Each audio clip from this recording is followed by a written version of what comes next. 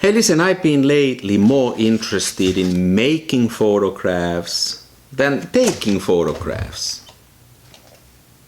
I mean, they are both essential parts of the photography process, but really concentrating on the final steps, either printing my pictures in my darkroom or even making photo books. I wanted to talk about a few observations. So first of all, working in the darkroom, for somebody like me who is new to it, it is such a revelation. It's just out of this world. When you go to your darkroom, you close the door, then you start to create photographs based on the negatives that you created earlier. And you only have light, paper, and some chemicals at your disposal. Such a primitive process. And yet you learn to create something really unique and beautiful. From the same negative, very different outcome, and you have all these creative juices flowing in the darkroom.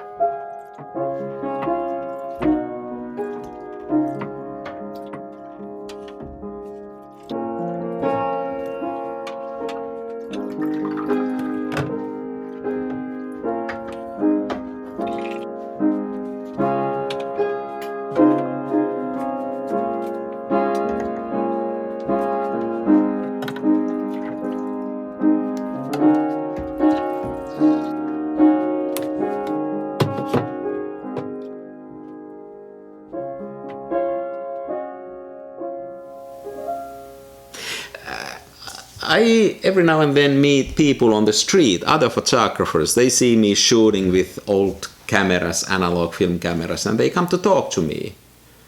And then more than once I've encountered with somebody who asked me, like, are you still shooting film? And then I say, yeah, I am. And not only that, I'm also printing my pictures in a darkroom. And then I see this weird face, and then they say, oh, that's stupid, why would you do that? Like, I needed to be in the darkroom in the 60s and 70s, and there's no way I would be going back. That digital has liberated me from this analog painful work, and to me this is a new discovery, and all that creative process from film all the way to the darkroom, it is so captivating and it's so liberating, and leaving all your phones and computers behind. I'm interested in making my photographs on a paper, concrete, sometimes even framing them.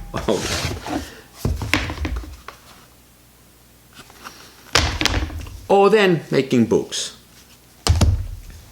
Hey, today I wanted to share with you a couple of thoughts that might be interesting. So I made this book. It's another way to make a physical thing. And here it's not about one photograph, but it's about how do you create pages of multiple photographs. How do you create a story of multiple photographs, and how do you lay them on an opening? How do you create pages that make sense and are visually pleasing? There's so many other visual things, not only the photographs, that makes it interesting. But of course, since this is a photo book, it's about the photos, a bit about the text and layout too. Now, this was very rewarding to do, all the creative part, but what I did not like about it, and still don't, is everything else. Setting up a web store and then dealing with shipping it, and complaints about delayed shipments, and dealing with money, like, you know, how much should I charge not to make a loss? Because I made a zine earlier and I made loss with this, so I wanted to make sure that I at least try to break even.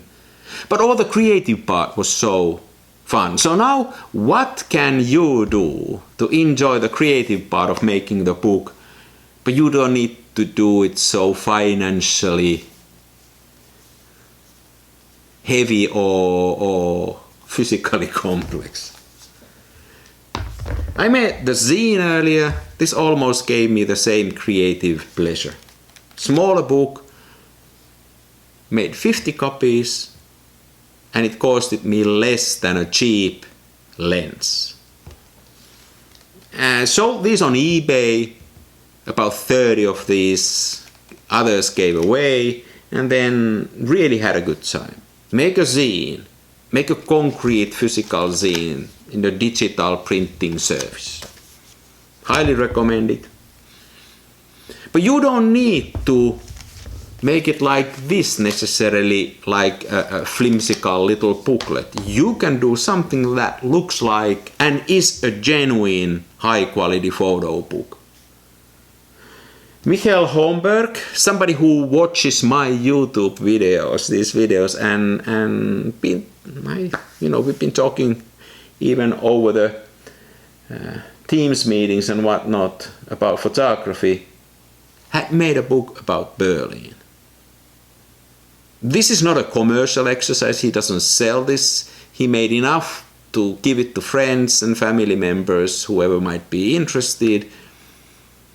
And I bet he went through the same pleasure and enjoyment of creating a physical print book. This is actually a pretty amazing book. High quality prints, high quality layout.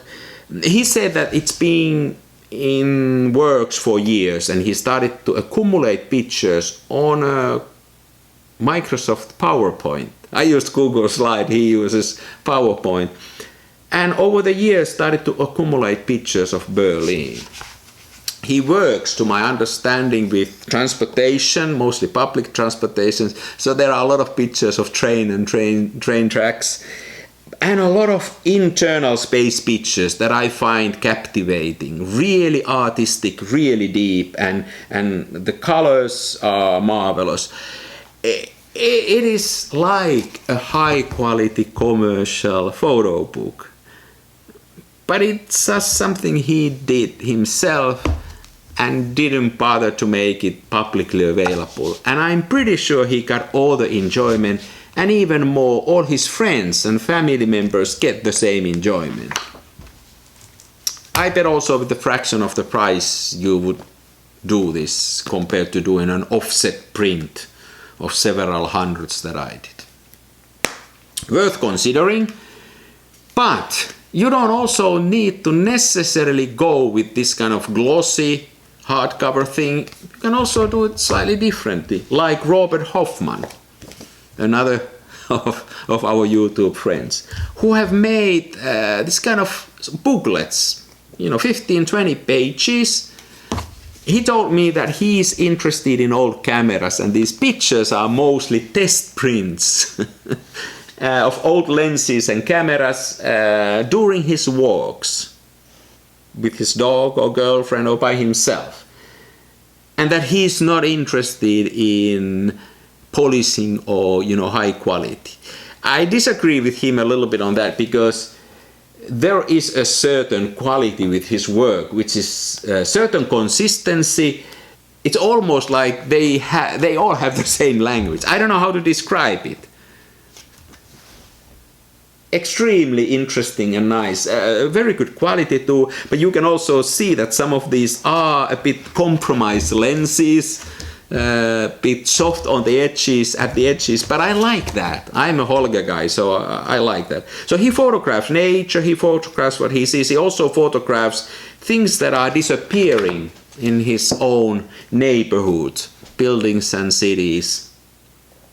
So it's also for him documenting. So he tests old cameras that he's interested in. He uses his walks and hikes in the neighborhood as an opportunity to shoot, and he creates these little booklets.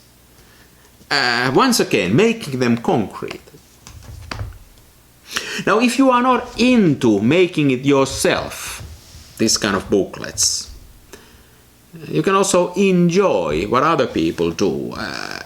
Want to show you one example. The Frames publication. It's a quarterly publication, extremely high quality, that includes photographs, there are always a few photographers in each and every issue, and his or her work is then showed. So it's not only one picture from me, one picture from you, but it's more cohesive representation of an artist's work. And then there are typically interviews of these artists, and this is such high quality. It rivals the best photo books in its quality. Very nice paper, thick paper, very nicely put together, and at least to me it gives a lot of inspiration. Unlike pictures on the screen that you flip through, you take this into your hand and you submerge yourself. This submerging is such a special thing that at least I do with physical prints. Enjoy it a lot. Frames magazine, Frames publication. They also have an online presence, at least a Facebook group and whatnot. I'm not so much into that. There's already enough digital junk for me. This is not junk. This came out wrongly. There's already enough digital input to me, so I much rather spend my time more and more with physical stuff. And then my last trick is, you can do it yourself. It doesn't need to be expensive. Maybe subscribing or buying these publications might give you a way to submerge yourself into physical photographs. And then last, not least, when I go to a bookstore, used bookstore, I always go and see if they have photography books, and sometimes they do something really unique. Books that might have cost 70, 80 euros when new, and now I can get them with a $5.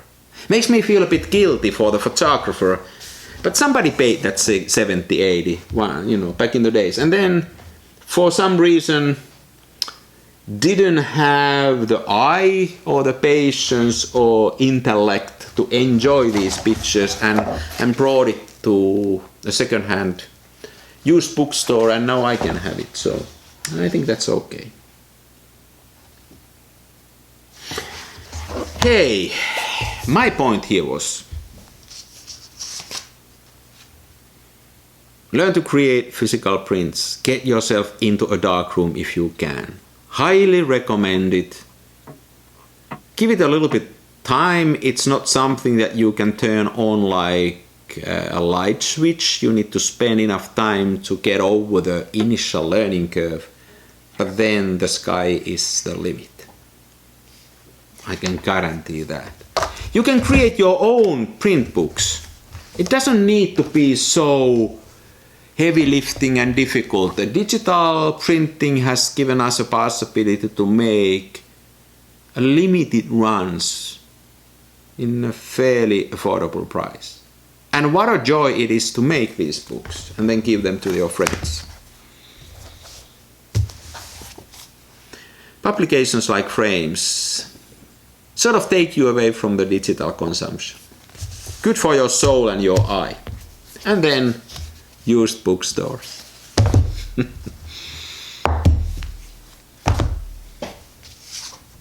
It's all about physical prints. Thanks for watching. Next time something else.